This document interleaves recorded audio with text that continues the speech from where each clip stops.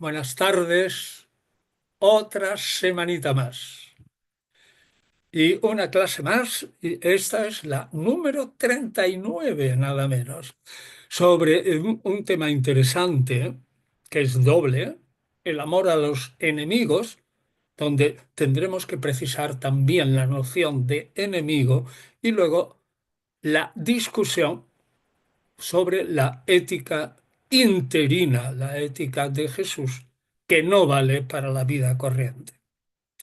Bueno, sabemos ya perfectamente por este diplomado que la ética de Jesús forma una parte importante de la proclama del reino, porque la ética es fundamentalmente las consecuencias del arrepentimiento dentro de un marco judío. Ahora bien, tal como aparece la moral te- judía de Jesús aplicada a la venida del reino, podemos decir que tal ética contiene rasgos que no son fáciles de practicar o de casar entre sí. En síntesis, podemos afirmar que hay una parte de la ética de Jesús que es intemporal, aplicable en todo momento a sus seguidores, pero a la vez en la ética de Jesús hay otra parte de normas o consejos que, en mi opinión, y lo discutiremos, solo valen para los momentos inmediatamente anteriores a la venida del reino de Dios.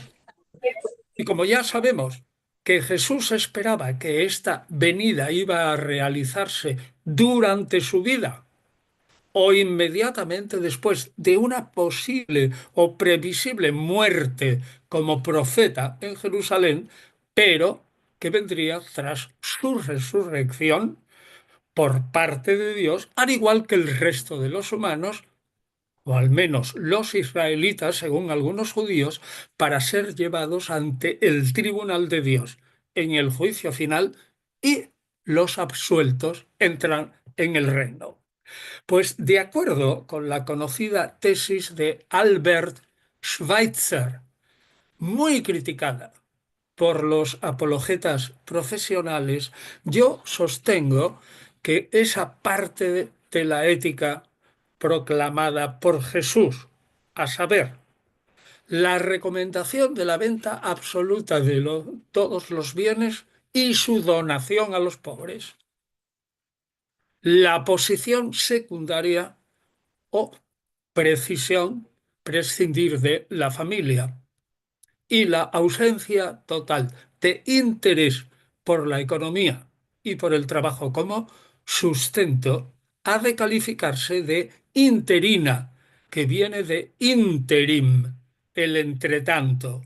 Es decir, se trata de una moral para un entretanto. Ese tiempo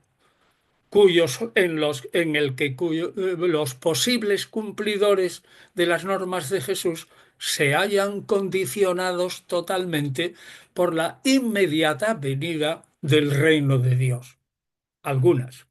En líneas generales, puede afirmarse que la proclama del reino pide obediente, pide ser obediente absolutamente a una norma básica, el arrepentimiento. Y luego, tras el arrepentimiento, seguir las siguientes normas que predica Jesús. Ese seguimiento que puede tener de más a menos, gente que va detrás de Jesús o gente que se queda en su casa, ha de ser radical y absoluto también. Dice Jesús, el que echa mano al arado y sigue con la vista atrás, vuelve la vista atrás, no vale para el reino de Dios. Lucas 9:62. El reconocimiento de la validez de la predicación de Jesús y la respuesta adecuada a ella, es decir, el arrepentimiento y consecuencias, son las bases constituyentes de la moral del reino de Dios que viene. La base, sin duda, es la ley y lo específico es prepararse, para, atendiendo a la ley, entrar en el reino. Ahora bien, esta actitud de ningún modo debe ser triste. No. Jesús critica la imagen de los niños que juegan en la plaza del mercado y que no están contentos con nada. Mateo 11. Y la parábola lo ejemplifica. ¿Por qué? Porque no quieren jugar. Y entonces, no, la vida ha de ser alegre. Segundo, una alegría desprendida. Marcos 10:23. Jesús, mirando en derredor, dijo a sus discípulos, qué difícil será para los que tienen riquezas, es decir, apegados a sus riquezas, entrar en el reino de Dios. Y después, un seguimiento en algunos casos tan duro que en Lucas 9:60 leemos eso de dejad que los muertos entierren a sus muertos, que hay que entenderlo, y que exige una respuesta absoluta. Esa respuesta es de esforzarse. Lucas 13:24 dice, esforzaos por entrar por la puerta estrecha. Prepararse para cumplir esa norma que acompaña al arrepentimiento significa controlar también las fuerzas con las que cuenta cada uno. Lucas 14:28. El que va a construir una torre tiene que ver si tiene dinero.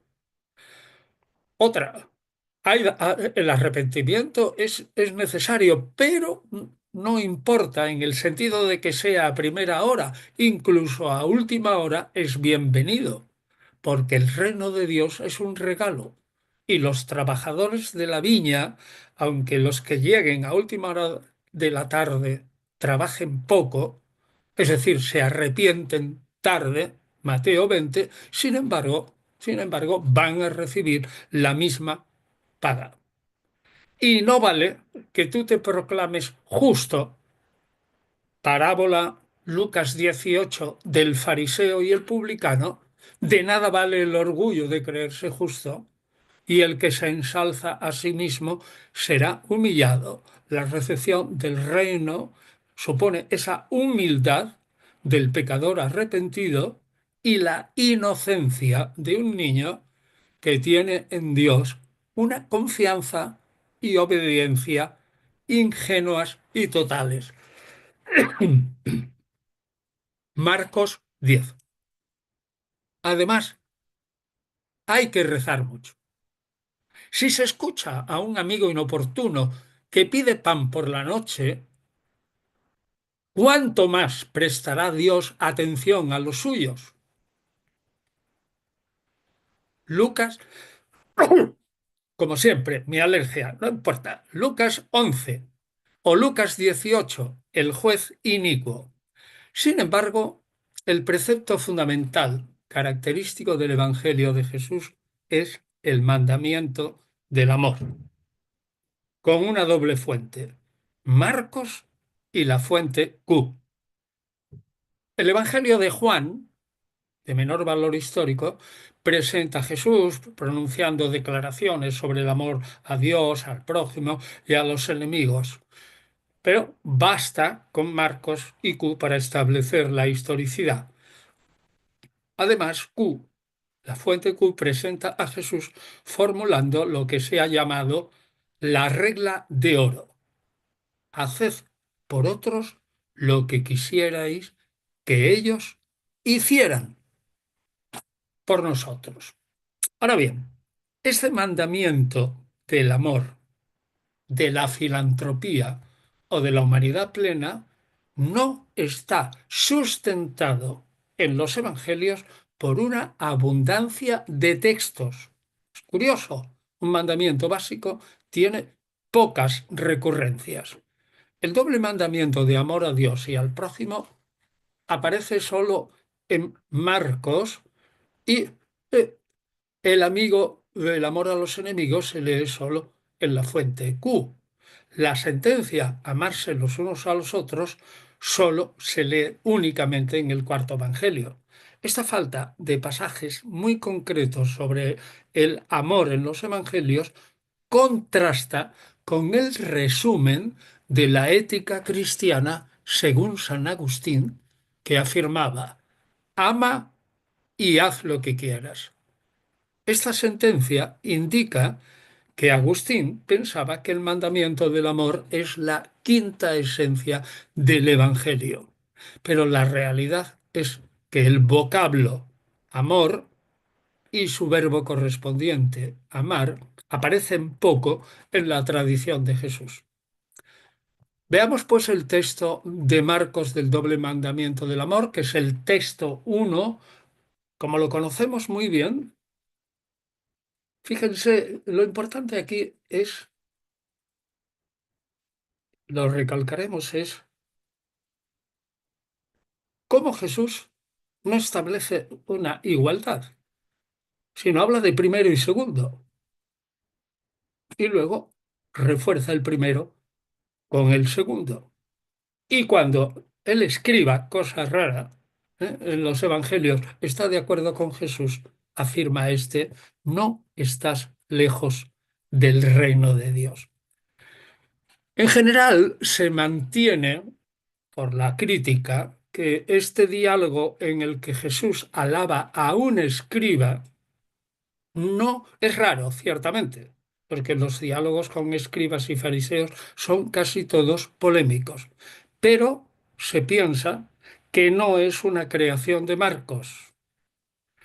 Así que, en principio, al estar apoyado también en la fuente Q, debe responder a una tradición que aunque no muy abundante, se ha transmitido por una doble vía.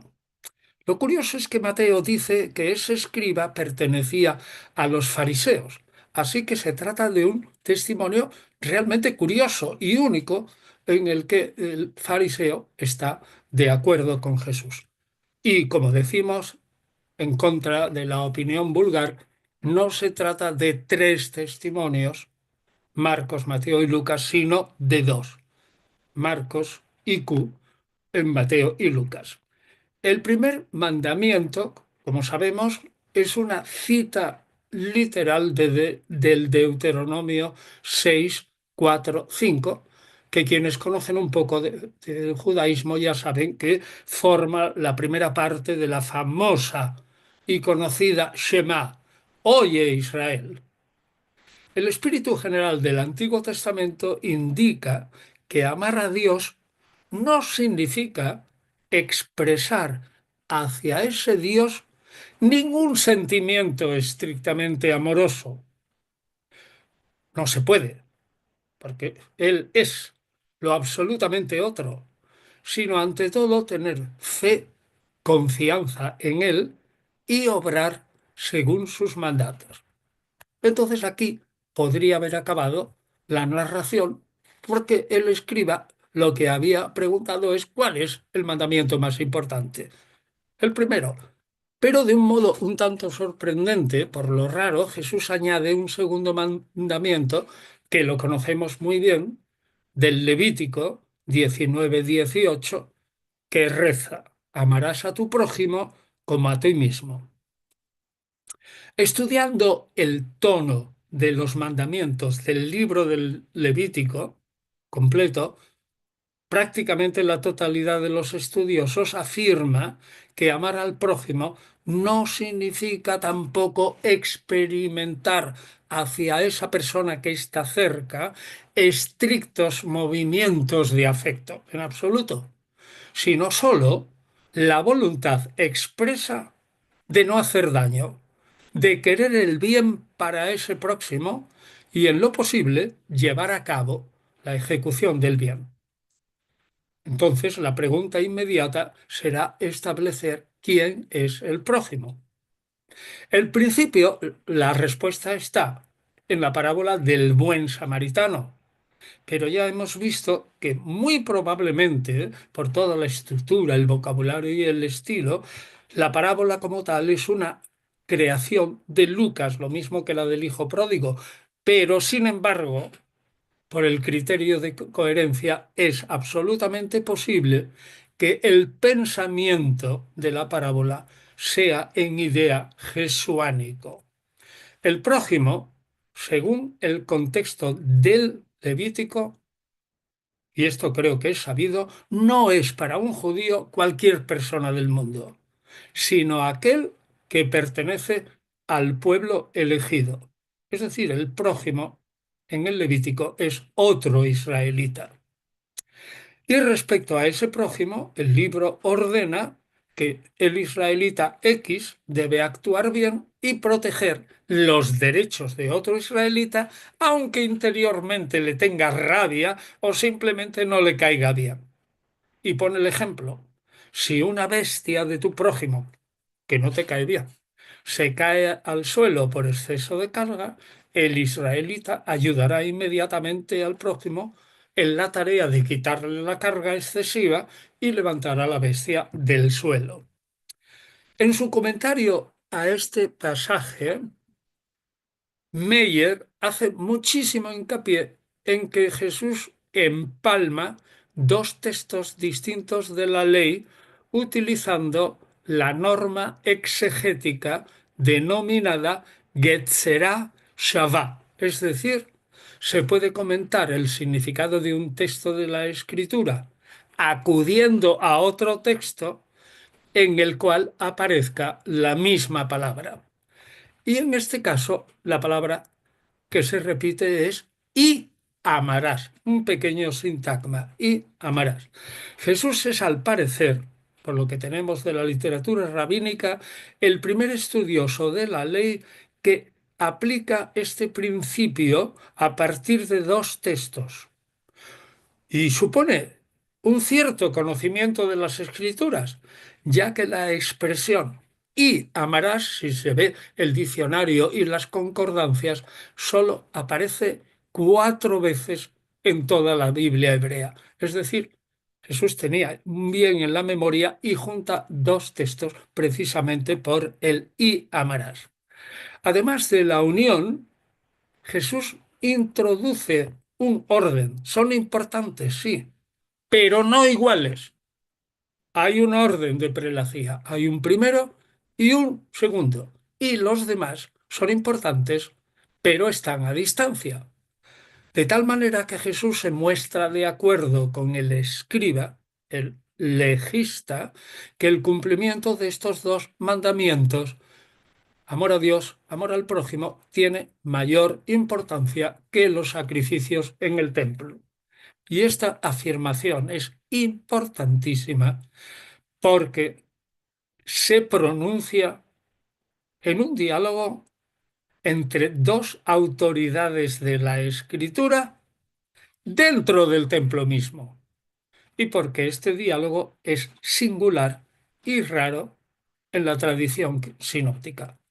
Es posible, pues, que haya aquí, es posible, un relato premarcano utilizado por Marcos y al mismo tiempo un relato de Q utilizado por Mateo y Lucas, que a su vez tienen a Marcos y pueden retocarlo. El argumento en pro de la autenticidad jesuánica está montado por Meyer aludiendo a dos criterios. El de discontinuidad. Jesús no depende de la doctrina judía y no es un invento posterior cristiano, y el de la coherencia con otras doctrinas de Jesús. Para ello, destaca que este doble mandamiento del amor tiene 4 características notables. Estas son: una, la cita doble de la Escritura que une dos textos nunca antes, al menos en lo que sabemos, presentados juntos por los rabinos. Dos, además, ni Deuteronomio 6:4-5 y Levítico 19:18 no aparecen nunca juntos en la Escritura como formando un mandamiento expreso. Tres, Jesús establece un orden, primero y segundo, Y 4, Jesús afirma que esos mandamientos son superiores a la ley. Respecto a criterio de discontinuidad, empieza Meyer a investigar o escrutar el Antiguo Testamento y otras fuentes, como veremos, y ve que en el Antiguo Testamento hebreo o griego no existe ninguna repetición exacta de Deuteronomio 6, 4, 5 en toda la Biblia hebrea. Hay ciertamente un pasaje parecido en 2 Reyes 23-25, referido al piadoso rey Josías, que dice así: no hubo rey semejante antes de Josías que se convirtiese a Yahvé de todo corazón y de toda su alma, con todas sus fuerzas, conforme a la ley de Moisés. Ni después de él nació otro rey semejante. Y segunda idea, el mandato del amor en Levítico 19 y 18 nunca se repite palabra por palabra en la Biblia hebrea, ni tampoco en los libros deuterocanónicos aceptados como tales por los católicos, como Judith, Macabeos o Sabiduría, salvo quizás en una extensión del mismo precepto que lo citaremos más tarde en el Eclesiástico, donde hay un cierto reflejo de que el sabio ha de amar al prójimo. Pero más bien, citaremos el texto, se trata del deber que el sabio tiene de reciprocidad, de afecto y consideración con otros amigos que se supone que son también sabios en la ley. En los resúmenes de la ley que se encuentran en Osías 2:19, en Miqueas 6:8 y en el Salmo 15 al principio, se hace hincapié en la justicia, la misericordia y la honradez general con el prójimo, pero no se menciona el amor. En el Levítico, ya hemos insistido, se menciona, pero se restringe a otro miembro del pueblo elegido, es decir, es un mandato bastante escaso. 2. Hay discontinuidad respecto a los documentos del Mar Muerto. Nunca aparece citada esa base de la Shema, Deuteronomio 6, 4, 5, ni tampoco hay comentario alguno al Levítico 19, 18. Curiosamente, al mencionar la primera parte de la sentencia, no tomarás venganza, del Levítico, no tomarás venganza ni guardarás rencor contra los hijos de tu pueblo, en el documento de Damasco se afirma que cada hombre debe amar a su hermano como a sí mismo, pero tenemos que comentar lo mismo que en Levítico.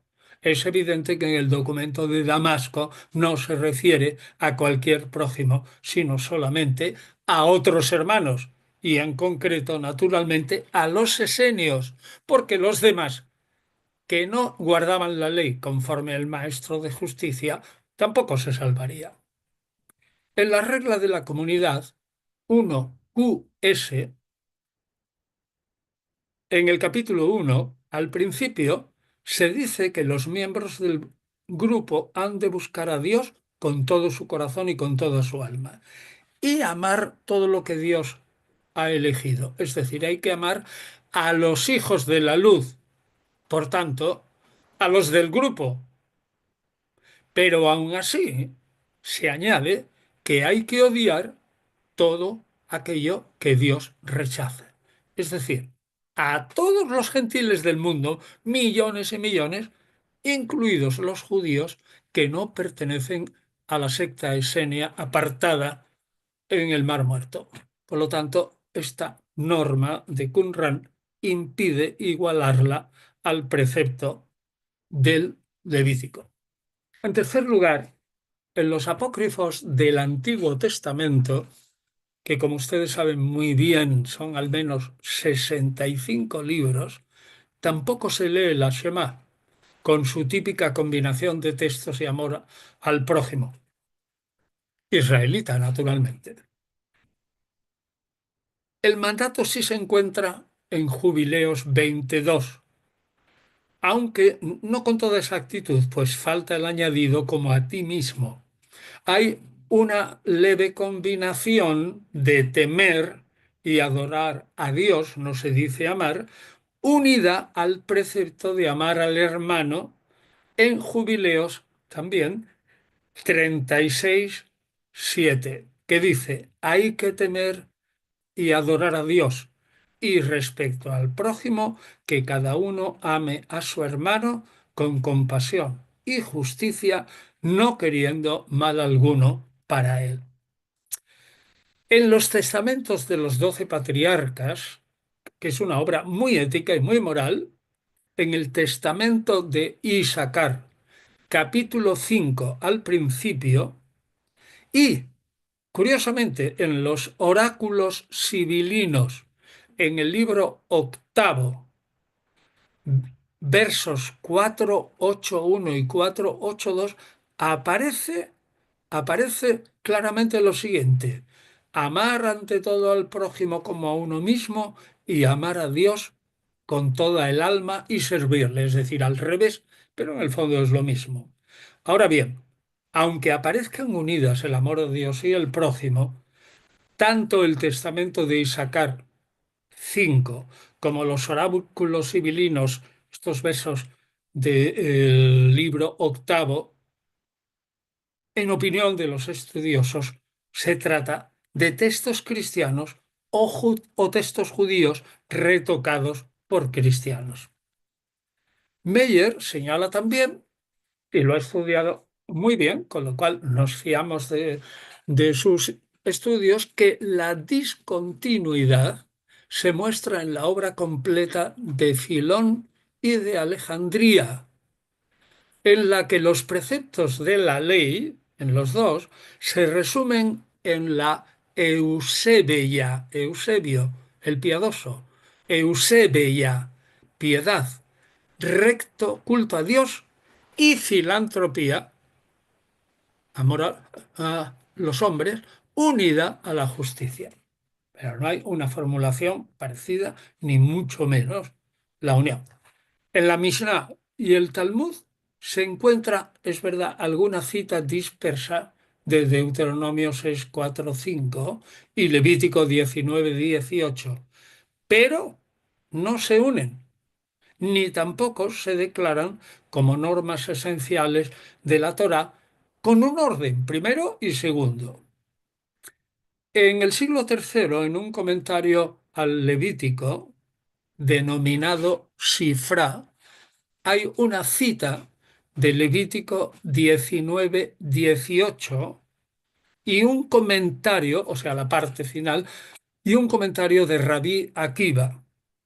Esto de amar al prójimo es una gran regla general de la Torá, regla general, pero no se afirma que sea la principal. Y respecto al Nuevo Testamento, porque aparte de aquí, pues nunca se vuelve a citar Deuteronomio 6:4-5 y Mateo cita Levítico 19:18 en el Sermón de la Montaña, en el famoso capítulo 5:43, pero omite también como a ti mismo, aunque sí lo cita al completo, como ya sabemos, el texto de Marcos que hemos ofrecido como texto 1, Marcos 12:28 y 34.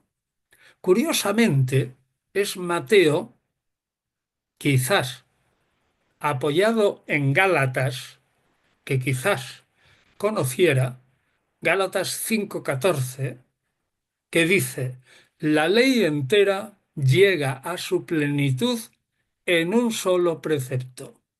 Amarás a tu prójimo como a ti mismo. con el añadido final a esta sección. ¿Eh? Y el segundo, Mateo, quiero decir, toma de Gálatas el principio y luego añade en Mateo 22, 39, 40, Mateo, repito, y el segundo es semejante a este primero. De estos dos mandamientos depende toda la ley y los profetas.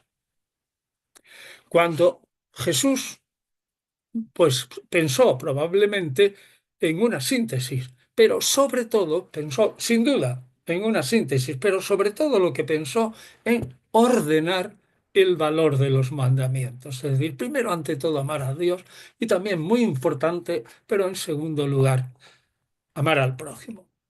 Pablo de Tarso, en el capítulo 13 de Romanos, afirma que la ley llega a la plenitud de su cumplimiento en el precepto amarás a tu prójimo como a ti mismo, pero tampoco lo dice claramente como extendiendo el concepto a todos los seres humanos, sino probablemente, digo probablemente, a otros cristianos, es tradición judía, ¿no? Ya fueran judíos o griegos, hombres o mujeres, libres o esclavos, según Gálatas 3:28.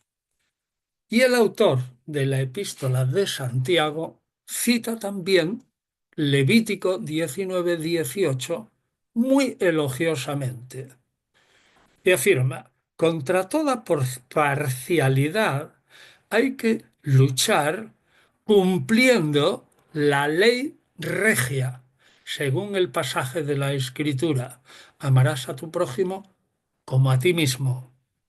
Pero, aunque cita a Levítico, no lo cita junto a Deuteronomio 6, 4, 5.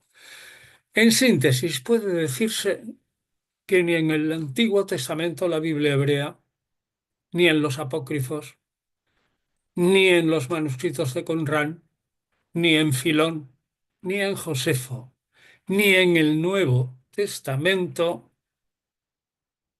se cita especialmente de Deuteronomio y Levítico, sino que hay solo dos citas en Mateo, dos en Pablo y una en Santiago, lo cual, o sea, en líneas generales, no con toda exactitud, lo cual es muy poco. Tampoco en el judaísmo rabínico se encuentran esas cuatro características que definían ¿eh? a Marcos 12:28 y que, repito, no se cita de Deuteronomio 6 palabra por palabra. No se justapone a Deuteronomio el texto de Levítico 19:18. No se lo sitúa en orden numérico primero y segundo, y no se afirma claramente que ningún otro de los demás mandamientos sea más importantes que estos, siendo el primero el amor de Dios. Es decir, que aquí tenemos en un caso de una discontinuidad de las más claras que se pueden afirmar y encontrar en el estudio del Nuevo Testamento, por lo que Meyer opina, y yo estoy totalmente de acuerdo con él, que existe una clara discontinuidad entre Jesús y el judaísmo anterior y posterior y el judeocristianismo. Por este motivo, aunque la crítica de las formas, la historia de las formas, afirma que la práctica totalidad de los diálogos polémicos o sapienciales de los evangelios sinópticos fueron creados por la Iglesia primitiva, es decir, todo lo que sea un diálogo polémico o diálogo de enseñanza, ¿eh? Y que en todo caso puede conservar algún dicho nuclear de Jesús que circulara sin ningún contexto. Sin embargo, puede haber alguna excepción. Una, por ejemplo, el diálogo polémico de Jesús con los saduceos a propósito de la resurrección, que no parece que sea un invento de la Iglesia primitiva, y este diálogo didáctico con un escriba que está cerca del reino de Dios. Esto, sin embargo, cuando se examina detenidamente en la sinopsis Marcos, Mateo y Lucas, se ve claramente cómo en ese texto de Marcos, pues Mateo y Lucas añaden sus elementos redaccionales. Eso pues, se observa con el estudio comparativo. Meyer, y también estoy de acuerdo, rechaza igualmente la objeción de que ningún escriba docto se atrevería a demandar cuál es el mandamiento más importante de la ley, porque parece norma del judaísmo que todos los mandamientos son de igual importancia. Con lo cual, dice, esa ordenación de Jesús por importancia sería probablemente después del año 70 y solo se confirma después del año 200 cuando se sabe también que la Torá tiene o contiene, según los rabinos, una serie de mandamientos que son 613, pero que todos son de igual importancia. Entonces dicen, no hay testimonio alguno de que esta doctrina estuviera en vigor en tiempos de Jesús. Y dice Meyer, pues precisamente por eso, el que la inventa es Jesús. ¿Eh? Y ahí hay un argumento de discontinuidad que sí funciona alguna vez, es en este caso. Y respecto a la multiplicidad de fuentes, cuando Mateo y Lucas reproducen el texto de Marcos, se ve claro por el análisis, ¿eh?, que en algún momento parece no depender de Marcos, sino de otro escrito distinto de Marcos y de la fuente Q, o sea, diferente de Marcos. ¿Y por qué? Pues porque se ve que Mateo y Lucas, cuando hay algunas divergencias, en- están de acuerdo palabra por palabra. Es decir, hay respecto a Marcos lo que se llama concordancias menores de Mateo y Lucas, que leen a Marcos, difieren de Marcos, pero concuerdan entre sí con toda exactitud. Es decir, o tienen delante otra fuente distinta un poco de Q, o tienen otra absolutamente distinta, por lo menos para este párrafo, distinta de Q, porque sigo nos explica estas concordancias menores que están estudiadas en libros especialmente dedicados a esto. Así que tendríamos probablemente suponer que no solamente tenemos Marcos y Q, sino que además Mateo y Lucas pudieron acceder a algún documento del que tomaron expresiones absolutamente iguales entre sí, Mateo y Lucas, y discordantes a la vez de Marcos. Es decir, la fuente Q puede aceptarse aunque Mateo y Lucas ¿eh?, lean distinto a Marco en un pasaje determinado y lean distinto, pero en el sentido global es muy parecido. Entonces, esa lectura distinta, aunque no exacta, es lo que fundamenta la existencia de la fuente Q. Pero si encima hay concordancias menores, ya el caso es rematadamente claro, porque concordar exactamente las mismas palabras en una serie, no sé ahora el número de versículos, pero eso está en los libros especializados, eh, concordar exactamente, eso quiere decir que están copiando de un documento escrito. Y entonces Meyer también, creo que muy sabiamente, replica a algunas objeciones afirmando que Mateo y Lucas, bueno, dicen los enemigos de aquí de la fuente Q, dicen es que Mateo y Lucas resulta que colocan esto de el amor a Dios y el amor a los enemigos en contextos muy diferentes. Ya hemos visto que Mateo está casi al final del Evangelio y Lucas lo tiene en el capítulo 12 12, que es en ese largo viaje que va desde el final del capítulo 9 hasta el capítulo 19, ese largo viaje a Jerusalén. Y entonces responde Meyer, creo que tienes razón, que el contexto diferente en Lucas aparece también en otros casos de la fuente Q y en algunos de ellos, como en este caso, debe de deberse a la propia teología del evangelista, el cual, Lucas, reubica, recoloca a menudo los textos según sus intereses teológicos. Pero también lo hace Mateo. De tal manera, o sea, no vale el argumento de que estén en distinto contexto, de tal manera que la fuente Q, a pesar de que Lucas reubica, pues se suele ordenar según el Evangelio de Lucas. Así que parece que Lucas reubica menos que, que Mateo. Por ejemplo, el rechazo de Jesús en la sinagoga de Nazaret lo pone Marcos a mitad de su ministerio, cuando ya Jesús tiene gran fama y va a Nazaret. Y sin embargo, en Lucas es una lección inaugural también en Cafarnaúm. Es decir, es un sitio, una ubicación totalmente distinta. Pero es que cada evangelista quiere insistir en su propio orden que conlleva consigo su propia teología.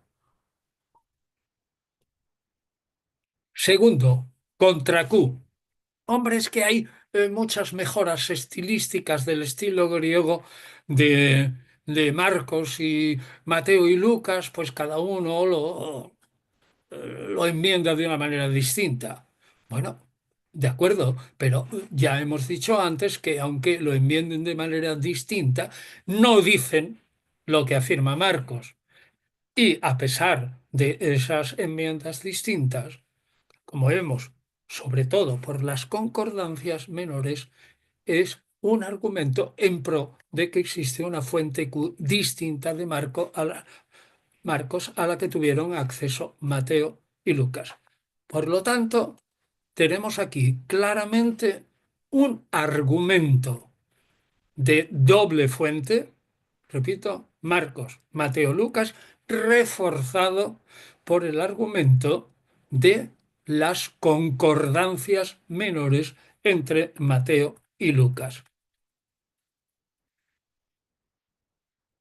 Y por último, también Meyer dice, ya lo hemos explicado a lo largo de esta clase, que estamos de acuerdo que el mensaje global de Jesús en el fondo, pues es un mensaje que concuerda perfectamente con el mensaje de amor a los enemigos en general, es decir, a los convertibles para el reino, luego lo hablaremos, incluyendo a los samaritanos como también israelita, porque Jesús es un teólogo de la restauración de Israel. Y por tanto, en la restauración de Israel son las 12 tribus y los samaritanos entran también dentro del paquete que vaya al reino.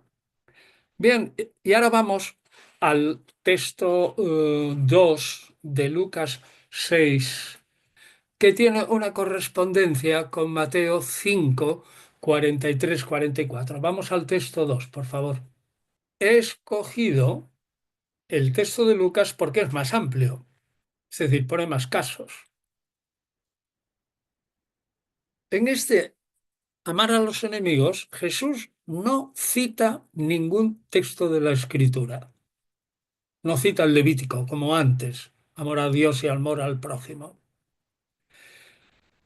Como el texto no tiene paralelo en Marcos y coinciden en lo esencial, a pesar de los añadidos de Lucas, coinciden Mateo y Lucas, normalmente los estudiosos lo atribuyen a la fuente Q.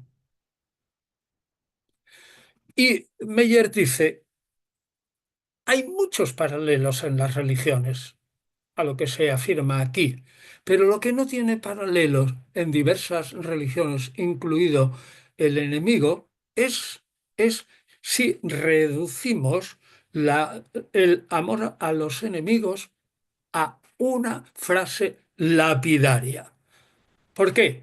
Pues porque el amor a los enemigos y todas esas cosas sin afecto y todo eso, bueno, pues es una cosa que se dice en general en muchas religiones, pero, pero estas expresiones de Lucas, por ejemplo, fíjense en 6:27, ¿eh? y 28, lo de golpear en la mejilla, quitar luego el manto, 29, y en el 30, no reclames lo que es tuyo. Pues esto es muy especial, pero aún así, aunque sea muy especial por los ejemplos, no se puede montar un argumento de discontinuidad si se fija en la idea o en algunos ejemplos. En todo caso, opina Meyer, Lucas 6:27-36 podría ser un argumento de discontinuidad si se reduce el texto, como indiqué antes, a una máxima simple, lacónica. Amad a vuestros enemigos. Así, sin más.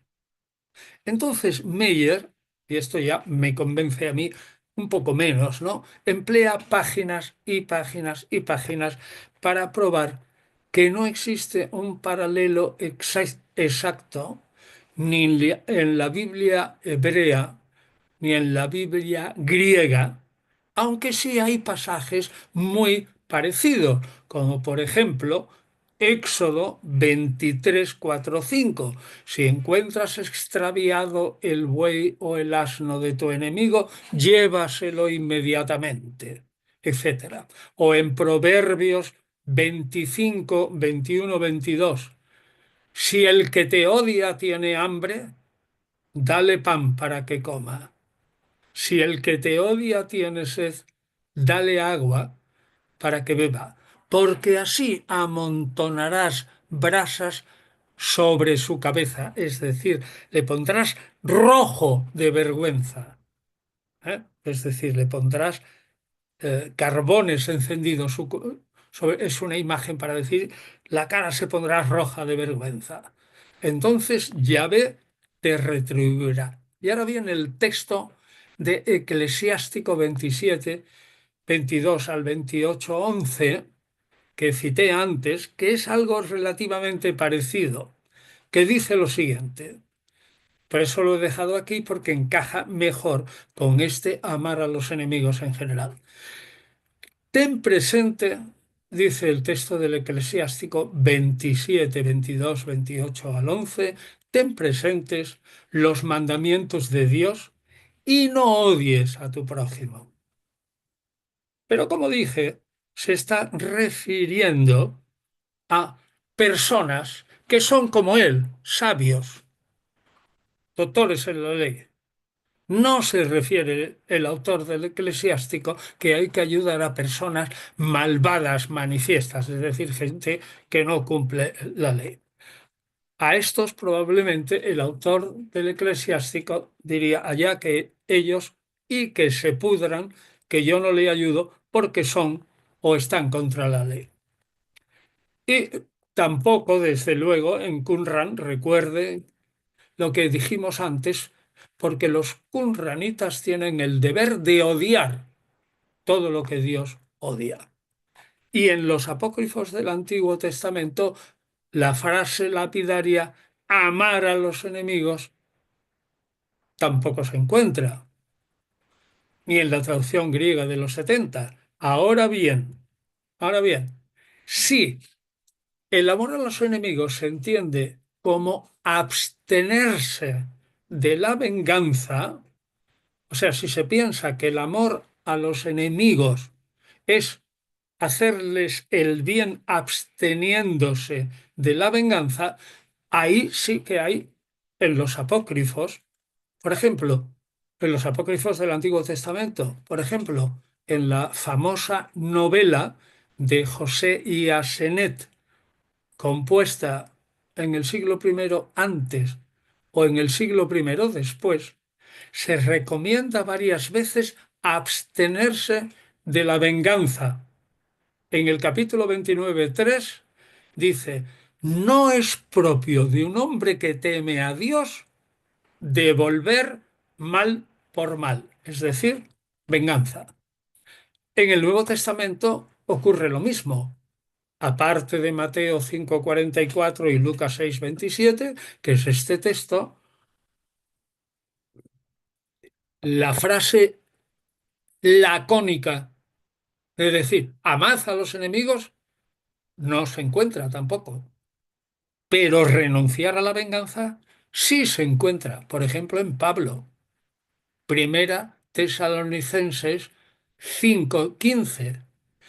Dice Pablo, que ninguno devuelva mal por mal. O en Romanos 12:17, que nadie pague a otro mal por mal. Así que, en realidad, no se puede montar un argumento de discontinuidad. No se puede montar, porque en Filón de Alejandría y en Josefo, aunque no se encuentre la máxima maza a los enemigos, sin embargo, los dos recomiendan abstenerse de la venganza y afirman que las virtudes esencialmente humanas son la filantropía y la magnanimidad, es decir, tener un alma grande y como es grande, perdona. También se puede argumentar que aunque pertenezca a la idea de Jesús en el ámbito de la moral del estoicismo y otros autores en torno a la época del Nuevo Testamento, por ejemplo, Séneca, siglo primero, Nerón, Epicteto, siglo segundo, Marco Aurelio, segunda parte del siglo segundo, ¿eh? pues hay muchos textos en los que se dice que los seres humanos, a imitación de los dioses, aunque no siempre, han de comportarse como lo debería hacer el sabio. Es decir, el sabio renunciará a toda venganza porque es un bien social y procurará prestar ayuda cuando fuere necesario, incluso a los enemigos. Así que, en resumidas cuentas, si el amor a los enemigos se reduce a una máxima, al imperativo amad a vuestros enemigos, no se puede montar un argumento de discontinuidad porque ese amor, aunque evidentemente no significa afecto, ni sentir una atracción, no, sino simplemente renunciar a hacer el daño, a la venganza, se encuentra en montones de escritos judíos y en la literatura moral del helenismo. Pero no hay argumento ninguno al mismo tiempo para negar que Jesús hubiera dicho, amad a vuestros enemigos, con la particularidad que diremos después, es decir, con alguna excepción. Lo mismo puede decirse de la regla de oro, que aparece en Mateo 7:12 y en Lucas 6:31, es decir, haz a los demás lo que quiera, lo que tú quieres que los demás hagan por ti. Ciertamente esta regla no es un invento de Jesús, se conoce en otras religiones y ciertamente también resulta que en uno de los 9 libros de la historia de Heródoto, así, en el libro tercero, parágrafo 142 del siglo V antes de Cristo, aparece también la regla de oro. La regla de oro aparece en la literatura grecolatina, en Jenofonte, en Dion Casio, en Diógenes Laercio y en Ovidio, y en los apócrifos aparece, por ejemplo, en la carta de Aristeas, sobre la traducción de los 70 en el número 207 o en los deuterocanónicos aparece en el capítulo 4:15 del libro de Tobías. Se suele decir que dentro del judaísmo fue Gilel el que propagó esta teoría de la regla de oro, aunque Gilel la expresaba de una manera negativa. No hagas lo que no quieres que no te hagan a ti. Recuerden ustedes la anécdota que ya contamos en una clase anterior del gentil que le dijo a Shammai: explícame toda la Torá mientras me mantengo de pie con un solo pie. Y entonces, bueno, pues Gilel le dijo eso, ¿no? Recuerden, ¿no? Lo que sea odioso para ti, no lo hagas a tu prójimo. Ahora, añade, dice, ve y aprende y estudia la Torah, porque es ahí donde tienes la regla. Así que, teniendo en cuenta que en el mundo antiguo y en diversas religiones existe esa máxima, pues se puede decir que la regla de oro también la pudo decir Jesús como un discípulo directo o indirecto de Gilel. Bien, y con esto eh, se acaba Meyer. Para mi sorpresa, el libro este de Meyer sobre la ley y el amor al prójimo, pues no habla de quién es el enemigo. Dice que ya se ocupará probablemente en un libro más tarde. Solo tenemos el libro quinto de las parábolas. A lo mejor cuando en ese libro prometido que no pudo escribir sobre los amigos y enemigos de Jesús, ahí quizás trataría. Pero lo cierto es que aquí debería de haber tratado, aunque sea indirectamente, quién es el prójimo. Bueno, pues esto lo vamos a abordar nosotros con un libro de Gonzalo Puente Ojea, un autor semimaldito ahora en España por haberse declarado ateo rabioso, en un libro que se llama Fe Cristiana, Iglesia, Poder, de 1991. Ya es antiguo, pero es válido. Y afirma lo siguiente, cito: la ética de Jesús en cuanto ética de crisis, es decir, un momento antes de la venida del reino, es doble, es bifronte, pero está perfectamente articulada en el contexto de la dinámica mesiánica del siglo primero de nuestra era. Jesús, atención a esto, predicó una ética de amor incondicionado hacia adentro, es decir, a la conducta de los miembros de la futura comunidad mesiánica, ya sean los convertidos o los que se piensa que se van a convertir, pero una ética de lucha para los de fuera, es decir, para la conducta de los adversarios políticos del Dios de Israel. Léase claramente los romanos o los paganos en general. Es decir, la ética es perdón y amor y ahora lo pone en latín, en latín Puente Ojea. Perdón y amor, dice Jesús, al inimicus, que es el enemigo privado, el mío, privado. Y lucha y hostilidad frente al enemigo público, he venido de Yahvé, de Israel, pecador público, que en latín no se dice inimicus, sino hostis. Inimicus, bueno, es lo contrario de amicus, pero hostis indica guerra y pelea. Recuerden esto, amicus, hostis, pelea. Pues, y añade Puente Ojea, en esa categoría de enemigos públicos, hostes en plural, se encontraban los cómplices judíos de los romanos, especialmente muchos miembros del estamento sacerdotal. Esto está en la página 89 y 90. Y esta tesis, que es original para los lectores de lengua castellana, a mí me parece muy verosímil.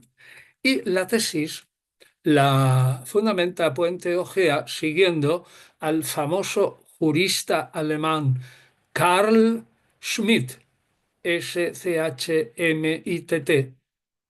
Carl Schmitt, escritos políticos que se habían traducido al español en 1941.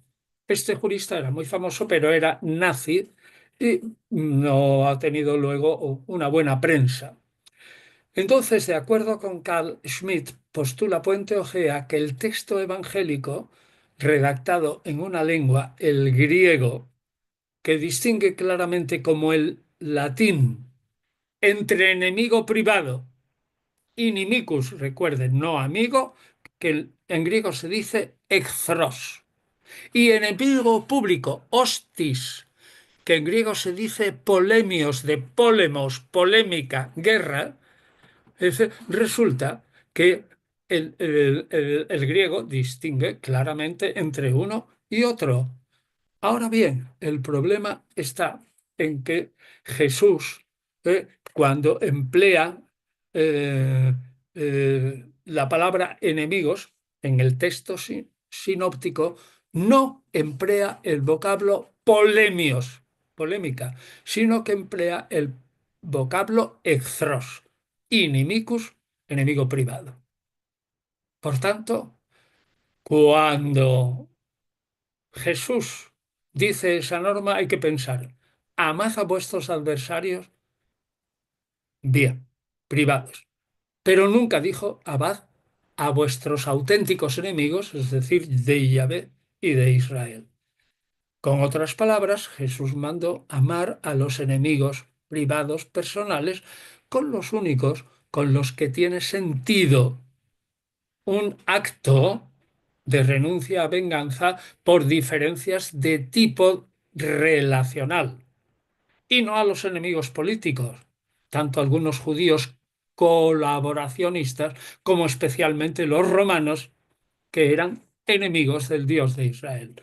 Respecto a estos, Jesús habría mantenido y postulado una ética de hostilidad, hostis, y oposición. Y esto se ve claramente, aunque en los gnósticos no aparezca nunca, y Jesús no quiere ser en esto como los esenios, la idea de odiar a los enemigos públicos. Eso no aparece en Jesús. Es decir, que en este sentido Jesús no pudo en ningún caso, según Puente Ojea, amar a los romanos, enemigos del reino de Dios, o a los judíos de clases elevadas como colectivo, sino amar a aquellos, amar, es decir, hacer el bien y tal, a aquellos que son adversarios privados.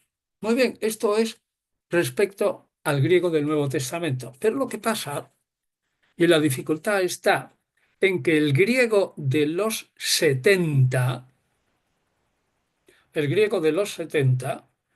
aunque traduce de manera casi constante el hebreo oyeb, enemigo, por echthros, es decir, inimicus, amigo privado, resulta que lo entiende tanto como enemigo personal y enemigo político nacional. Resulta que el Theologisches Wörterbuch zum Neuen Testament, el, el diccionario teológico del Nuevo Testamento, que es el diccionario ese gordísimo, en 12 o 14 volúmenes, publicado por los alemanes y que está traducido al inglés y al italiano, pero no al español. El autor del artículo echthros, enemigo privado, Förster, F-O con diéresis, o F-O-E-R-S-T, Förster, comenta que es sorprendente que los 70 ¿eh? evitan ciertamente polemios, pero que aparece alguna vez. Por lo tanto, pues al menos en algún caso no se hace distinción entre enemigo público y privado. Y en los escritos pseudoepigráficos, es decir, en los apócrifos, Resulta que la confusión entre εχθρός y polemios, entre inimicus y hostis, adversario político nacional y enemigo privado, es absolutamente total. Así que solamente podemos fiarnos en el Nuevo Testamento, que sí lo distingue, pero ciertamente, lo que pasa es que el Nuevo Testamento no tiene el respaldo de la Biblia hebrea en griego porque lo confunde, con lo cual confunde tanto el enemigo privado como el público, utilizando la palabra extros y polemios al menos alguna vez en los libros canónicos y más veces en los deuterocanónicos.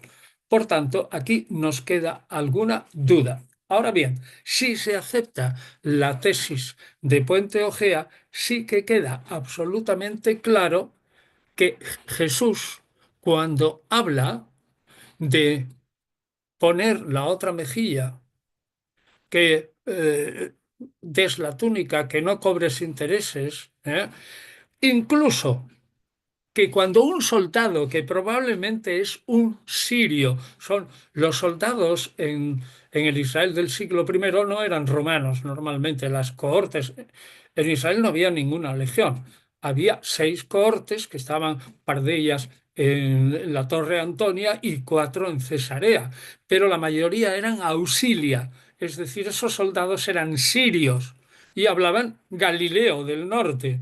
Entonces, ahí sí se explica que Jesús pueda considerar a estos sirios como potenciales colegas a los que se le puede convencer de que el reino de Dios ordena amar y además presentar la otra mejilla y darle la túnica al enemigo privado, al relacional, pero nunca al enemigo de Israel. Bueno, total, que entonces esto es lo que se puede explicar porque la mayoría de las veces la gente opina, este Jesús, bueno, sin decirlo claramente, este Jesús está loco porque a nadie se le ocurre que viene un enemigo que es un soldado que te obliga a llevar un fardo, durante una milla y tú lo llevas 2 millas. Dice, bueno, pues este Jesús está mandando unas cosas locas como poner la otra mejilla y tal. Pero si se hace la distinción entre enemigo privado, inimicus, y enemigo público nacional contra Yahvé, que es el polemios, que no aparece en el Nuevo Testamento, yo creo que queda bien claro. Queda bien claro. Jesús no pudo proclamar de ningún modo el amor a los romanos. De ningún modo. ¿Por qué? Pues porque entonces los romanos acabarían con el reino de Dios. Si Jesús hubiera querido afirmar de modo expreso esa novedad que había que amar a los enemigos del reino de Dios, tendría que haber puesto una formulación infinitamente más clara, ¿eh? Y no es el caso. Podemos, por tanto, sostener, dentro siempre del ámbito de lo verosímil, que Jesús se refería simplemente a el enemigo privado. Ahora bien, un enemigo privado que podía ser un fariseo, al que le puede llamar raza de víboras y cualquier cosa de estas. Y le dice, oye, arrepiéntete porque el hacha está ya puesta en la raíz, pero le dice, arrepiéntete. Así que la ética de Jesús me parece a mí, verosímilmente, sin que lo que yo digo sea una prueba absoluta, que la ética de Jesús es doble. Amor incondicionado, y esto lo digo con las palabras de Puente Ojea, amor incondicionado hacia adentro, hacia el seno de la comunidad mesiánica o los que pueden arrepentirse y entrar en ella, y una ética de lucha y oposición, aunque sea indirecta, porque Jesús no tenía un ejército, dejaba todo lo de la batalla contra el Imperio Romano, se la dejaba a Dios, pero sí La norma es lucha y oposición. Y así se explica cómo el famosísimo pasaje de devolved al César lo que es el César. Bien entendido, lo que hay que devolver es la moneda, pero Israel y los bienes de Israel que son de Dios. Eso al César, nada, sino a los israelitas. Se puede añadir que si la argumentación que postula en Jesús una, una predicación del amor a los enemigos públicos, si fuera correcta, ¿eh? Deberíamos esperar de las fuentes una presentación de Jesús amando a los romanos. Y no parece que el nazareno en ninguna parte fuera un modelo de contención y paciencia y amor con los romanos y con todo eso. Ni siquiera lo era con los fariseos, de los que esperaba el arrepentimiento, pues cuanto más contra los enemigos de Israel. Es decir, que las furiosas diatribas contra fariseos, saduceos y escribas, que han llamado siempre la atención y llamarlos lobos y las ovejas pobrecitas en medio de ellas, o generación malvada y adúltera o raza de víboras, son enemigos privados dentro del pueblo de Israel y potencialmente convertibles. Bueno. Y ahora, para terminar, los preceptos que yo he denominado con Albert Schweitzer ética interina. Desprecio de las riquezas, orden de vender todos los bienes y dárselo a los pobres. El apego a las riquezas es un impedimento casi insalvable para el arrepentimiento y la entrada en el reino. Nada de apegarse a los lazos familiares. Nada de apegarse a un trabajo continuo, sino predicar y vivir de limosna. Nada de preocuparse por la economía y ya te ayudarán como si fueras un mendigo. Es claramente, a mí me parece que no es un mensaje que diga Jesús para todo el momento, como si previera que la iglesia iba a seguir e iba a haber anacoretas en el desierto que iban a prescindir de las riquezas y de la familia y del trabajo. No, sino realmente se ve bien claro que esta sentencia de Lucas 12:22, cuando dice Jesús a sus discípulos, os digo, no andéis preocupados por vuestras vidas, qué comeréis, ni por vuestro cuerpo, con qué os vestiréis. Fijaos en los cuervos que ni siembran ni cosechan, que no tienen ni bodega ni granero, y Dios los alimenta. ¿Cuánto más valéis vosotros que las aves? Así que también lo mismo que el, el rechazo de los eh, vínculos familiares en el que pide que tengamos los que pertenecemos al núcleo, dice Jesús, al núcleo de la familia mesiánica, estimar a los hermanos en la fe muy por encima del hermano, la hermana y la madre. Total, que él dice en Lucas 14:15, Jesús caminaba con él mucha gente y volviéndose hacia ellos les dijo, si alguno viene donde mí y no odia, es decir, no se desprende, no estima en menos los vínculos, no odia a su padre o a su madre, a su mujer y a sus hijos, no puede ser discípulo mío. A mí me parece que esta moral jesuánica es absolutamente imposible de practicar en una vida diaria, pero sin embargo es perfectamente comprensible en aquellos pocos discípulos de Jesús, que fueran 20 o 30, que ni se preocupaban de la familia, ni del trabajo, ni de sus bienes, un desprendimiento absoluto. Eso sí, porque iban a ser alimentados durante poco tiempo como los cuervos y los pajaritos, por Dios, por las limosnas de la gente. Y por tanto, esos podían esperar porque el reino de Dios venía enseguida.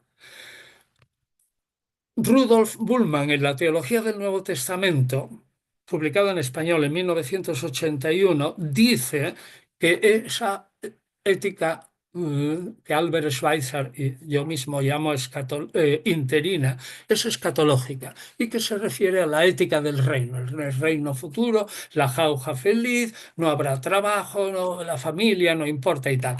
Yo creo que esto es una manera un poco, aunque es verdad que los justos en el milenio de Apocalipsis 24 pues van a vivir en una jauja feliz. Sin embargo, Jesús da toda la impresión que no está pensando ya dentro del reino, sino en aquellos que están proclamando la venida del reino y el arrepentimiento y todas las condiciones para entrar en el reino. Así que la posición de Bullman a mí, es decir, es una ética escatológica, luego durante el milenio y tal, yo no la acepto.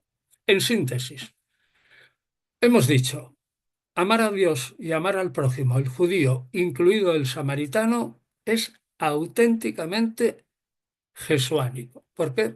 Por un criterio de discontinuidad tremendo en el judaísmo, en otras religiones, en la diáspora, en Qumran, en todo, y por el criterio de coherencia. Y la norma sobre amar al enemigo hay que entenderlo de una manera que si el enemigo te cae mal, no tienes por qué tenerle afecto alguno, sino no hacerle daño voluntariamente. Y este mandamiento es claramente jesuánico y incluye a los samaritanos, a pesar de Mateo 10:5. Y la norma de amar al enemigo público de Israel y al Dios de la Biblia hebrea, es decir, en época de Jesús, los romanos, no es jesuánico, va contra el pensamiento de Jesús, el cual, en mi opinión, solo mandaba amar, es decir, no hacer daño ni practicar la venganza a los enemigos privados. Y los tres principios de la ética de Jesús para los momentos finales del reino. Vender todos los bienes, abandonar a la familia y no trabajar ni preocuparse por el sustento, solo se explica interinamente en ese entretanto escaso que falta para que venga el reino de Dios futuro. Es para los momentos inmediatos a la venida del reino y no tienes razón, creo, no tienes razón Bullman cuando dice que va a ser la ética del milenio según Apocalipsis 24. Y nada más. Pues muchas gracias. Esto ha sido también un poco largo, pero creo que me parece que hemos dicho bastantes cosas. Gracias. Y ahora preguntas. Profesor, muchas gracias. Acá tenemos a Pedro González. Él quiere hacer una pregunta. Muy bien. Hola, feliz nuevo día. Tengan todos, Carlita y el profesor Antonio. Primeramente, muchas gracias, profesor, por la firma del libro. Y bueno, mi pregunta más que todo, ¿me escucha? Sí, sí, le escucho, Ajá. Pedro. Primeramente, mi pregunta va orientada a un comentario, bueno, a un pasaje que escuché ayer en uno de los programas de Carla. Y me llama la atención ver su opinión sobre, el comentario va sobre todo lo que ha sido referido en la clase de hoy y lo que escuché ayer sobre un profesor de una escuela allá en Israel, donde hablaba de que Jesús o Yeshua, como lo queramos llamar, nunca fue reconocido como Mesías.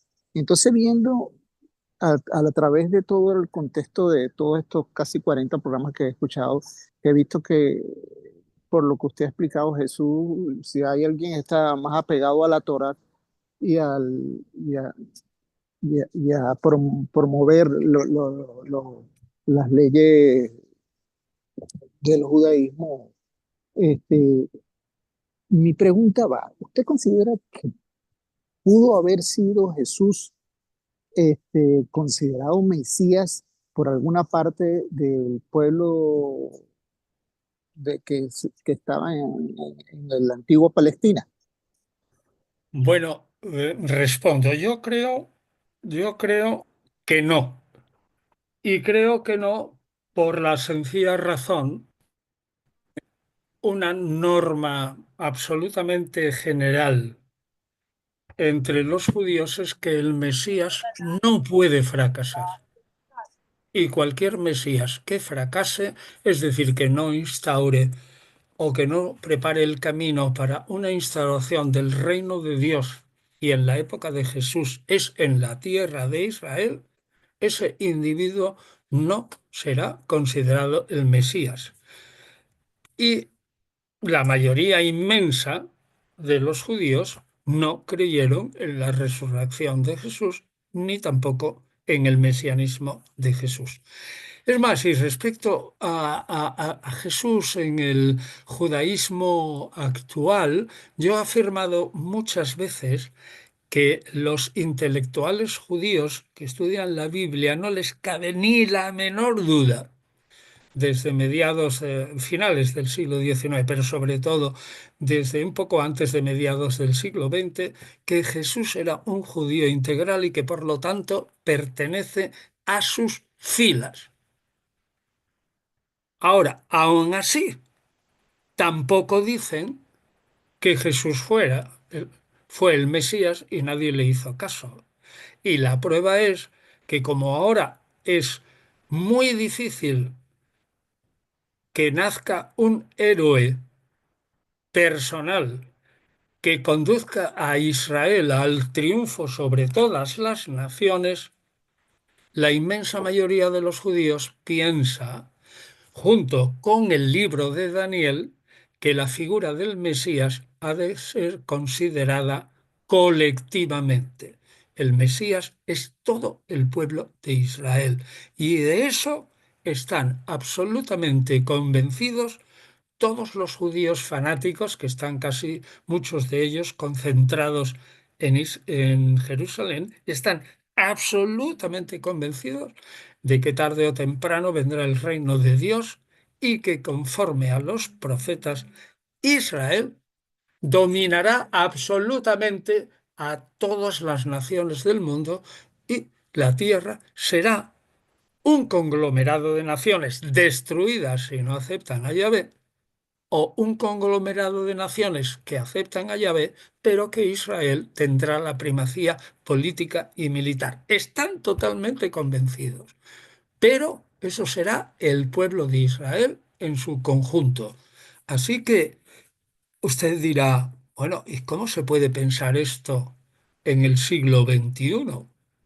Y yo les respondo, como han dicho algunos judíos, pues, amigos míos y tal, dice, bueno, ¿y cómo podemos pensar que aunque la inmensa mayoría del Islam sea absolutamente pacífica, es decir, hay 1.600.000, eh, no, 1.600 millones de musulmanes en el mundo, los cuales el 85 o el 90% son pacíficos, pero el 10 o el 15% son fanáticos y su lema es arrasar y eliminar a Israel de la faz de la tierra. ¿Cómo es posible que en el siglo XXI esa gente siga teniendo esa idea y que se comporte, por ejemplo, con la cultura, con el arte, y no digamos con las mujeres, como hacen los talibán? Pues es posible en el siglo XXI. Las dos cosas son posibles, aunque nos parezca mentira. Pero profesor, yo entiendo su perspectiva y la narrativa de todos los estudiosos de hoy en día y todos los académicos de hoy en día enfocado en todo lo que expresa la literatura, pero yo me pongo a la pregunta, se la hago desde el punto de vista. Yo soy un judío del siglo I, yo no tengo intención de saber qué se escribió, qué no se escribió.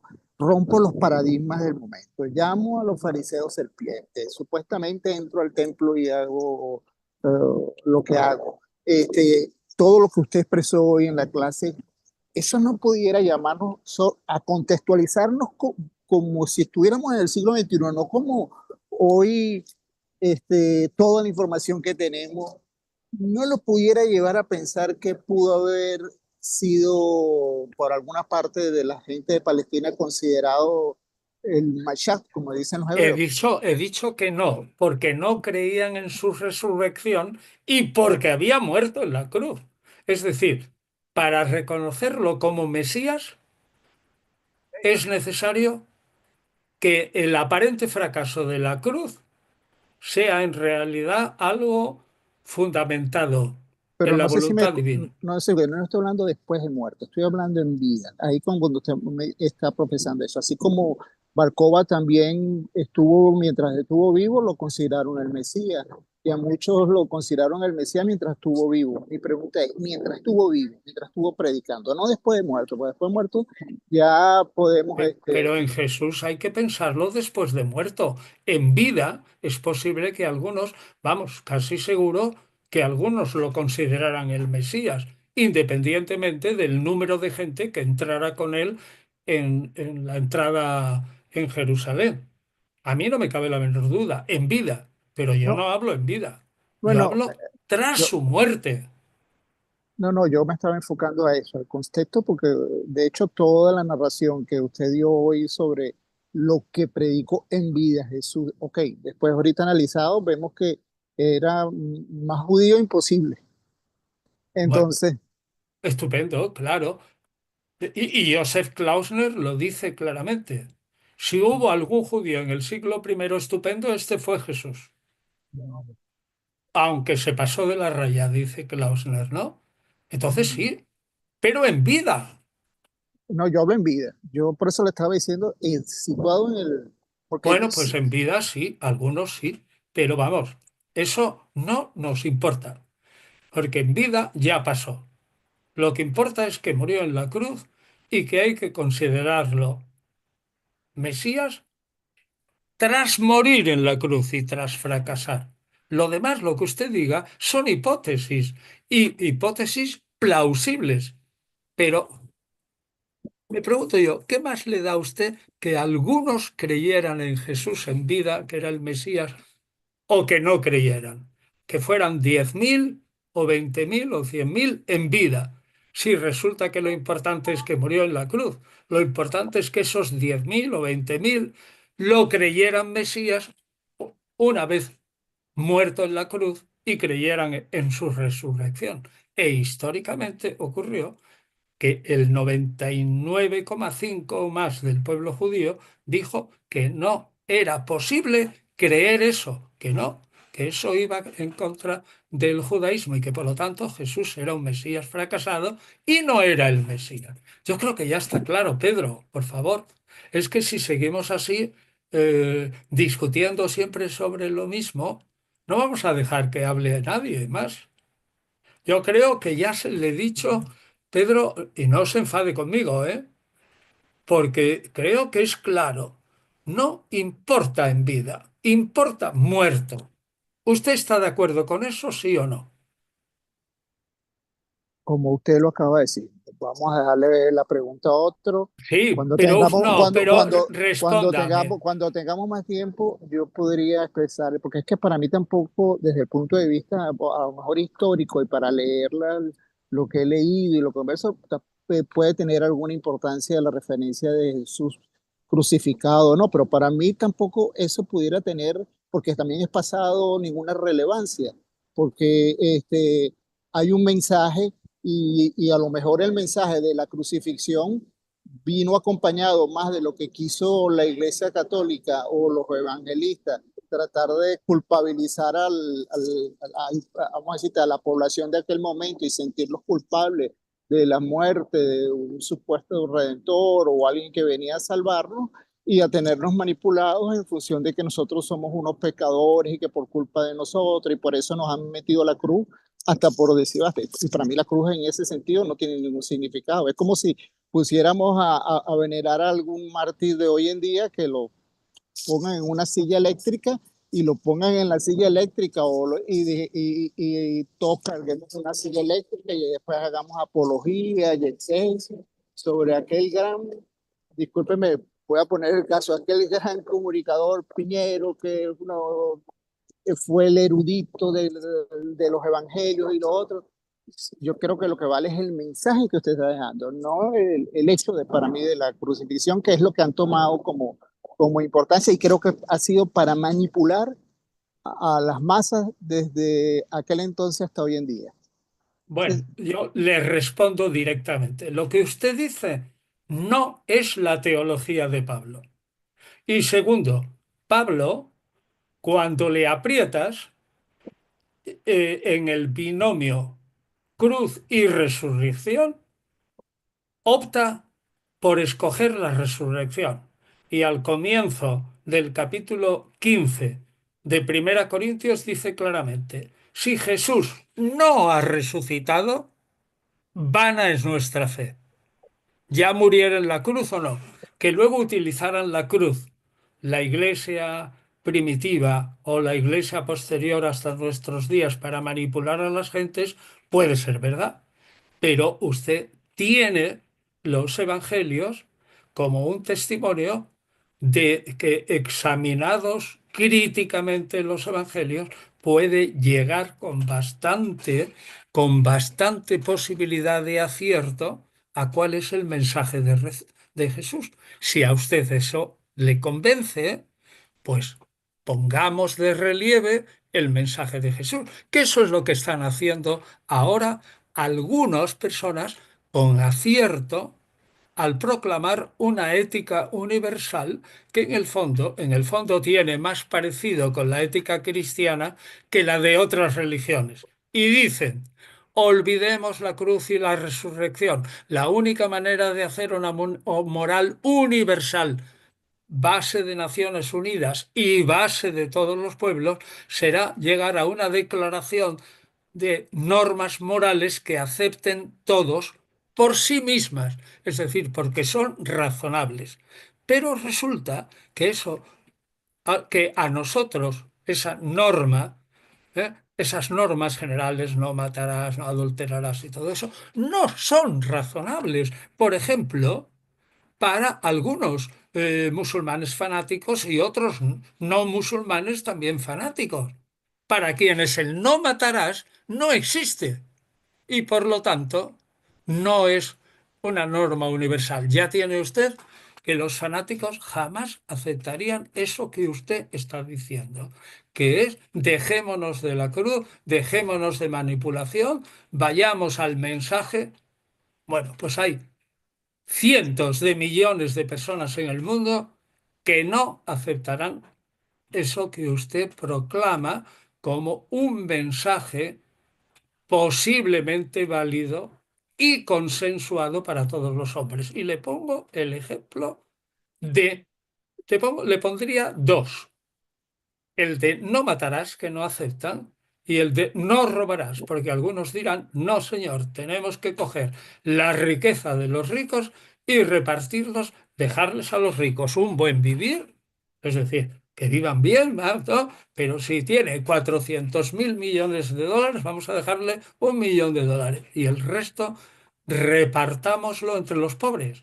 Es decir, usted haría un decálogo o un pentálogo, lo que sea, de normas morales y habrá cientos de millones de personas en este mundo que no lo aceptarán. ¿Sí o no? Está como, podemos decir, no, No no, lo aceptarán. no, no, es que, doctor, yo comparto mucho de lo que usted está diciendo. Ahora, el hecho de que millones de personas acepten y vean eso no tiene que decir que yo tenga que aceptarlo como tal, ¿no? Sino que yo, si por algo lo escucho usted y escucho otros, y es para irme formando a esa opinión y no ser manipulable con cualquier tipo de enseñanza teológica como fue la de Pablo. Entonces, la pregunta se la hice, como repito, fue por raíz de un programa de que ayer estaba viendo, por cierto, también a un profesor judío muy vinculado, pero rechazaba el mesianismo y vamos a decir, y el mensaje de Jesús como algo, lo sentí, a lo mejor hay que poder estar equivocado, como algo, bueno, porque Jesús casi era el diablo, pero, ojo, a lo mejor me estoy exagerando yo en el Bueno, pero vamos comentario. a ver, si un Este, judío dice que el mensaje de Jesús es el diablo, es que no ha leído no, los no, no, evangelios. no, no, él no lo, le repito, lo No, estoy no fue diciendo yo así. y a lo mejor yo estoy exagerando. Sí. Él no lo dijo así.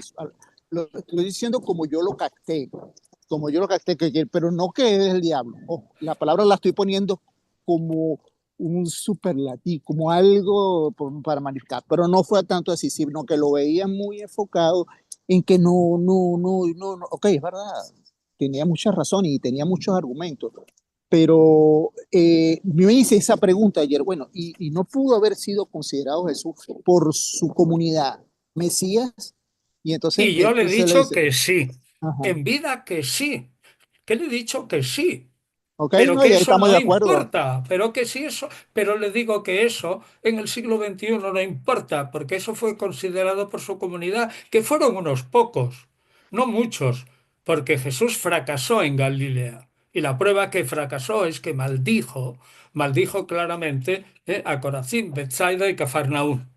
Pero tiene usted clarísimamente en Lucas 10, si no me equivoco, vamos. No, no, Entonces está bien, fracasó y que fue a Jerusalén porque fracasó. Luego tampoco fueron muchos los que consideraron a Jesús Mesías en vida. Tampoco.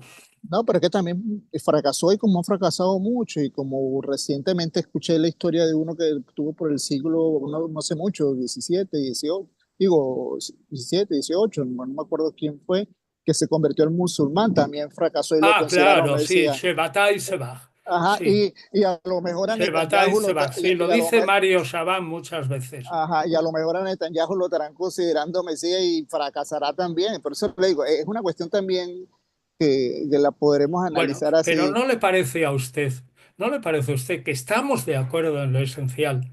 Juan Pablo, JP, por favor, enciende tu micrófono. Gracias, Carlita. Profesor Antonio, ¿qué tal? ¿Cómo estamos? Muy Profesor bien. Antonio, mira, estaba leyendo el libro de Ariel Valdés, La Nueva Jerusalén, Ciudad Celeste, Ciudad Terrestre, y él comenta que el obispo Gallo en el siglo III tuvo debate con Hipólito de Roma acerca de la atadura de Satanás. Gallo defendía que la atadura de Satanás de Apocalipsis 20 se tenía que entender en sentido pascual, inaugurada ya con la muerte de Jesús, mientras que Hipólito de Roma entendía que eso iba a ser algo futuro, inaugurado a partir de la segunda venida. ¿Cuál crees tú que fue la lectura posible o el entendimiento posible que tuvo el autor original del Apocalipsis, tomando en cuenta que en el Evangelio de Juan se dice que cuando estaba Jesús a punto de ser entregado, he aquí el príncipe de este mundo será echado fuera? ¿Tenemos que entenderlo pascualmente como consumado o tenemos que entenderlo como algo futuro?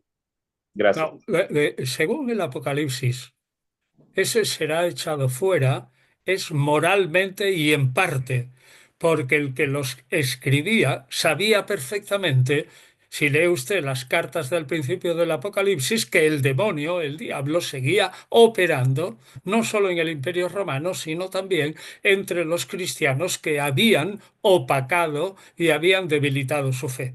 Luego, el sentir del Apocalipsis es en el futuro, y si usted lee los capítulos 20 y 21 del Apocalipsis, verá, aunque, aunque yo he expresado en el libro gordo que ahí el Apocalipsis está incompleto, es decir, es una obra incompleta y que no narra la batalla definitiva. Pero la expulsión definitiva del demonio no es ni siquiera en la primera resurrección, porque el diablo está atado durante 1000 años. Nunca jamás explica el Apocalipsis por qué a los 1000 años el diablo es liberado. Nunca lo explica. Y nunca explica cómo Gog y Magog, es decir, todos los pueblos del mundo, no han aprendido y emplean en todas sus fuerzas en una batalla contra los justos. Y entonces esa batalla está reducida prácticamente a unas frases en el capítulo 20, que es cuando el caballero blanco y tal, pues derrama como una lengua de fuego y acaba con ellos. Ese es el, en la segunda muerte y definitiva, lo dice Juan, y este es el juicio final definitivo. Y a partir de esa segunda muerte, segunda resurrección, que fue de unos pocos solos que habitaron la jauja del milenio, después entonces es cuando se instaurará, capítulo 21 y 22, la nueva Jerusalén, la Jerusalén mesiánica, un cielo nuevo y una tierra nueva. Luego, a mí me parece bastante claro que el demonio, para el diablo, para el autor del Apocalipsis, sigue operando. Y la prueba también está en el capítulo 12, porque la mujer que tiene el hijo que es perseguido por el diablo, que es como la señora celeste con una corona de 12 estrellas y que huye del diablo felizmente, ahí está el diablo operando. No es la Virgen María, se refiere al pueblo de Israel, pero el Israel auténtico, el que ha creído en Jesús Mesías, que es atacado por el diablo personificado en el Imperio Romano y en la otra bestia, esa especie de el sacerdocio probablemente. Por tanto, el diablo sigue funcionando hasta la jauja feliz del milenio. Es atado 1000 años y seguirá funcionando después, pero dura poquísimo. Nada.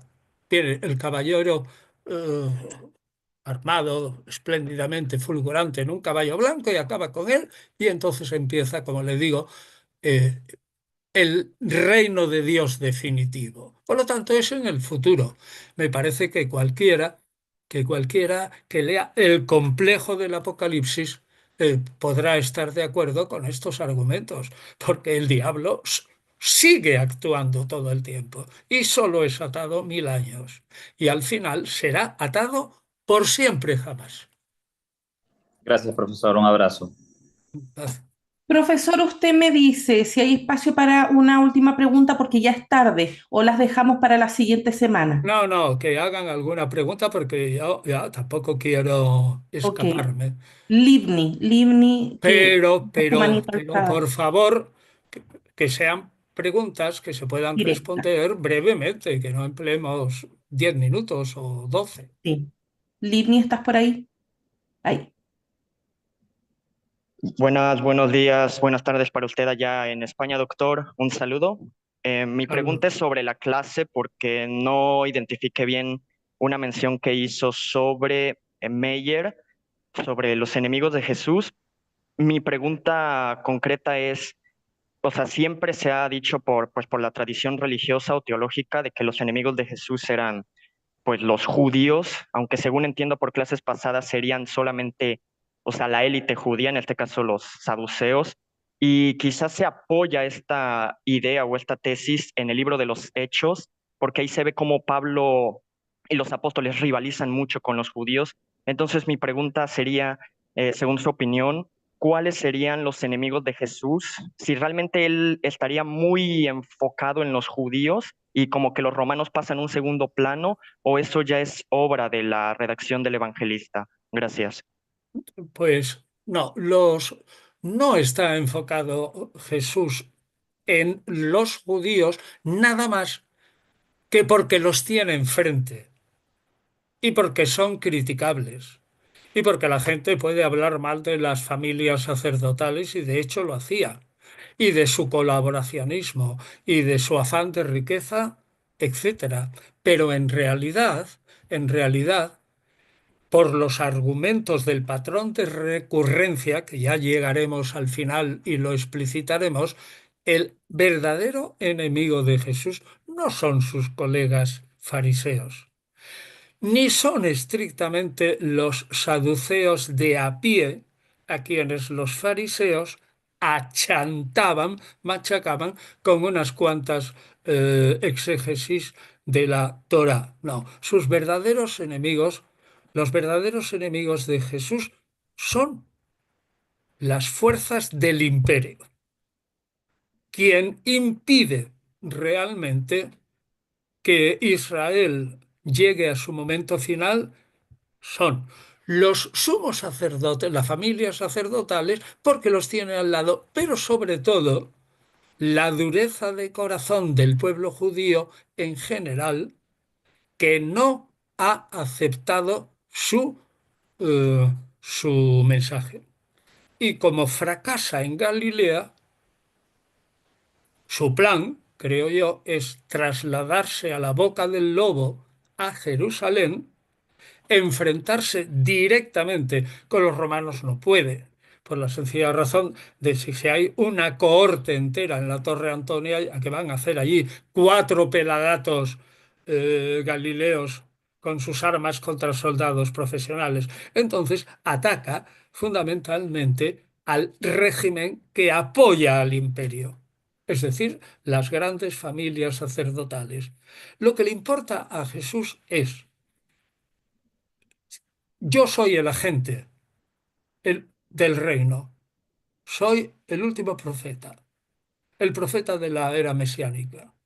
He fracasado en Galilea, voy a ir a Jerusalén y a ver si con el comportamiento de los pocos fieles, lo mismo que pasa con Gedeón, exactamente igual que para acabar con los amalecitas o los que fueren, ¿no? Los amigos, no tenía que tener un ejército de 30.000 hombres, sino solamente 300. Nada, era nada. Y el brazo de Yahvé, lo que piensa Jesús es que, dada la buena voluntad del profeta de los últimos tiempos, que es él, y su acción de meterse en la boca del lobo, que incluso aunque lo maten, Dios se apiadará y ejecutará sus planes.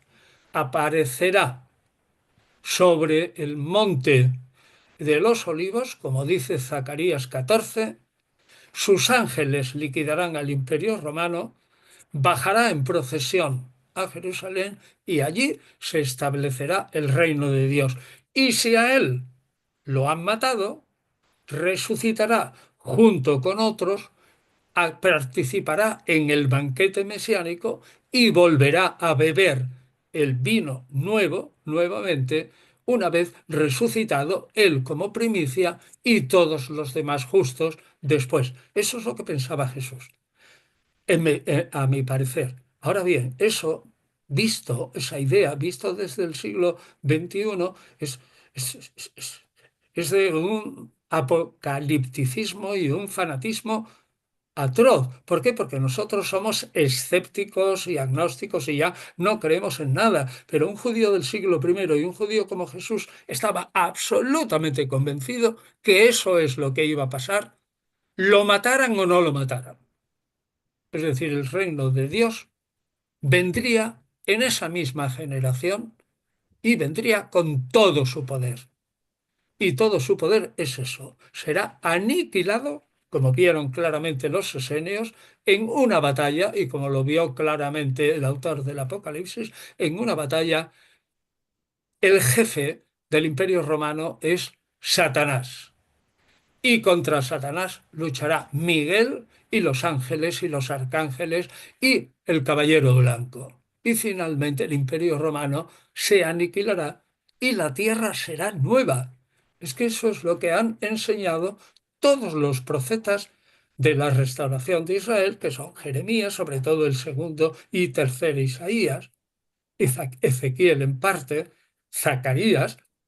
Es decir, vendrá probablemente Elías, cambiará el corazón de los padres y los hijos, todos estarán de a una en arrepentirse y creer en Yahvé, y vendrá el reino de Dios.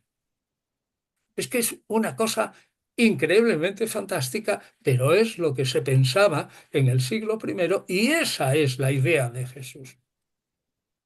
Entonces no se puede pensar, como dicen la mayoría de los teólogos católicos, que Jesús opinó o sostuvo que el reino ya había llegado y que tardaría miles y miles de años en desarrollarse muy lentamente hasta que al final todo el mundo se hiciera bueno, a lo mejor dentro de 5.000 o 6.000 o 10.000 años, y entonces todo el mundo se convirtiera y viniera el reino de Dios. Eso jamás lo pensó Jesús, de ningún modo. Ya lo he dicho muchas veces, el invento de que el reino de Dios ha llegado ya y está aquí de algún modo Eso es un invento de Lucas.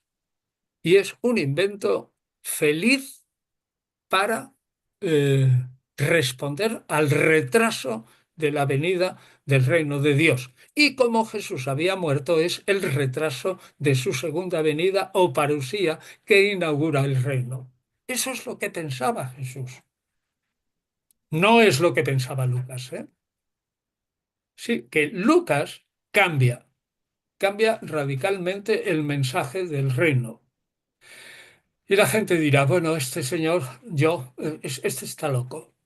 Porque Lucas dice claramente en 11:20 y en 17:20, 21 que el reino está ya aquí. Sí, Lucas dice eso 2 veces aparentemente y se discute, pero en 14 veces dice que el reino no ha venido. Y los demás 14 veces dicen que el reino no ha venido. Pero en fin, es mucho más cómodo pensar que ha venido y que dentro de 5, 6, 7 mil años, pues llegará a su plenitud el reino de Dios y todo eso. Bueno, pero Jesús pensaba eso. No, no sé si le convenzo, pero Jesús era un judío apocalíptico y era un profeta apocalíptico. Y lo que pensaba era exactamente lo que yo he descrito y lo que describiremos cuando llegue su momento. Sí, todo muy claro, profesor. Muchas gracias. Saludos. Profesor, ya cumplimos las 2 horas de clase. No sé si quiere que nos podamos despedir ahora y dejar la última pregunta para la siguiente semana. Bueno, la última pregunta, pero no más de 2 horas, ¿eh? Ok, Porque yo también me canso. entonces le damos con la última pregunta al compañero Enrique que por favor directo la pregunta. Vale. Buenas tardes, feliz año nuevo a todos. ¿Se me escucha bien? Sí, muy bien. Sí, Sí, es que yo quería dejar primero dos conceptos claros. La Biblia, el Antiguo Testamento, es mitología hebrea. Entonces, en la mitología hebrea, el dios El, que es Alión, tiene 70 hijos y a cada uno de los hijos, no a todos, les da una herencia. Esa herencia a Yahvé le toca el pueblo de Israel. No es que Yahvé elija al pueblo de Israel, sino que le toca por herencia. Por eso es tan celoso porque no quiere que ningún dios se lo coja. A los moabitas les toca Quemos, a los filisteos les toca Dagón, a los amonitas les toca Moloc y a los israelitas les toca Yahvé. En los mandamientos que hemos estado estudiando, cuando Yahvé pone los mandamientos, en ningún momento sale amar a Dios sobre todas las cosas, como nos lo enseñan a nosotros.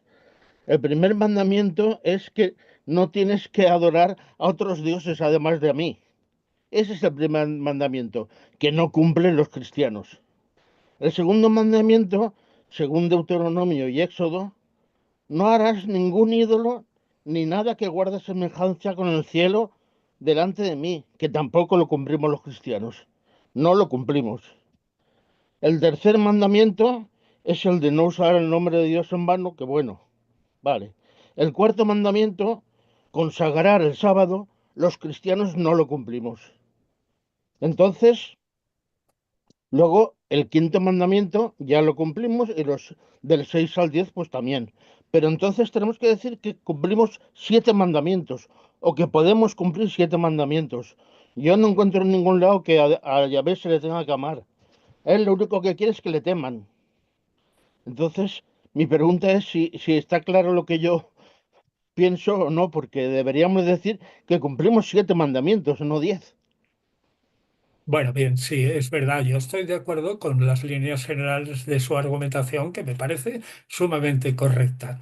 Bien, pero entendido así, la pregunta que alguien le diría es si esos mandamientos dados por Yahvé al que le tocó en suerte Israel y que es un Dios celoso, es claro, que aparece si esos mandamientos tienen exactamente la misma validez hoy día, alguien lo podría decir.